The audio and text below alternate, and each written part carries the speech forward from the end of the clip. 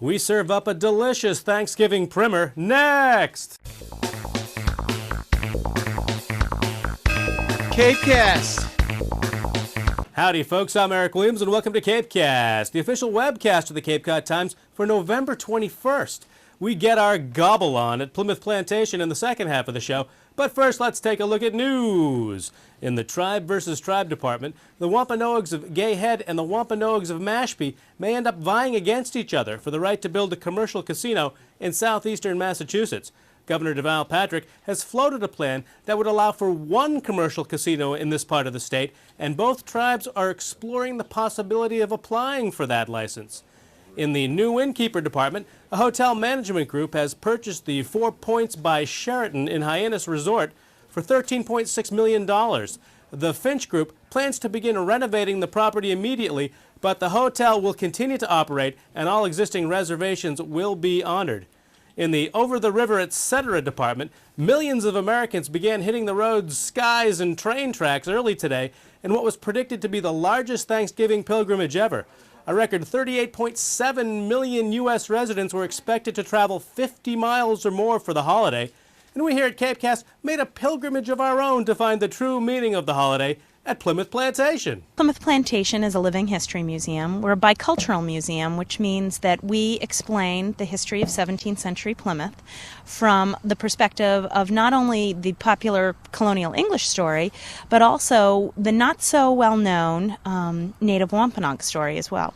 And also now we turn to one of the murkiest American myths, which has its roots around here somewhere, and that's Thanksgiving. What was it really? You know, Thanksgiving, we really don't know very much about Thanksgiving. It's not that it was this huge earth-shattering event that we'd all like it to be. We love Thanksgiving here. It gives us a lot to talk about. But what we really know from primary sources is basically about 10 lines from a letter that Edward Winslow wrote back to a friend in England. Would that first Thanksgiving have been a happy event for the Pilgrims, or would they have been very wary? Yeah, I think of it as sort of a very uncomfortable wedding where the bride's family didn't speak English and the groom's family spoke only Italian. So you got no common language. You know, you've got a happy occasion to start with the harvest feast. But, you know, I think probably people are a little bit more separate than we tend to think. Not sitting together, cheek by jowl on large tables and benches, but maybe a little bit more separation. This is really a cementing of a military alliance and a trade alliance between the Wampanoag and the English, and an important event for them back then. It wasn't, a bunch of people sitting around eating turkey, making long-distance phone calls to somebody in Hawaii, and then sitting around and watching the Detroit Lions and Green Bay Packers, and later on having apple pie.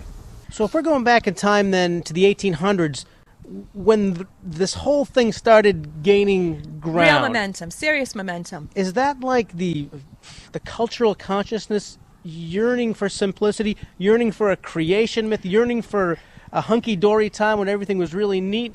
It really was pushing an ideal and having this one day at least where we can celebrate these good old American values. So it proves how 10 lines of a primary source can have a huge afterlife. Absolutely, because everyone forgets about the event in 1621. No one thinks about it.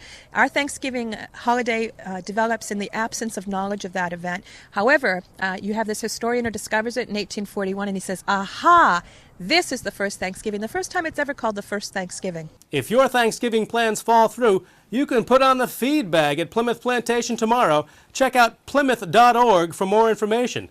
Okay, let's check the all-important Cape and Islands weather forecast, backed by Swans in Flight video from Mill Pond on the Yarmouth-Barnstable line. For tonight, a slight chance of showers, otherwise cloudy with a low around 46.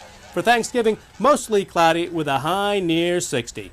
Hey folks, check out Thursday's Cape Cod Times for a fascinating health fitness story on the physical appearance of Pilgrims and Wampanoags in the days of yore. Okay, we've got to get out of here. This has been CapeCast for November 21st. Happy Thanksgiving, everybody. Till next time, see ya! CapeCast.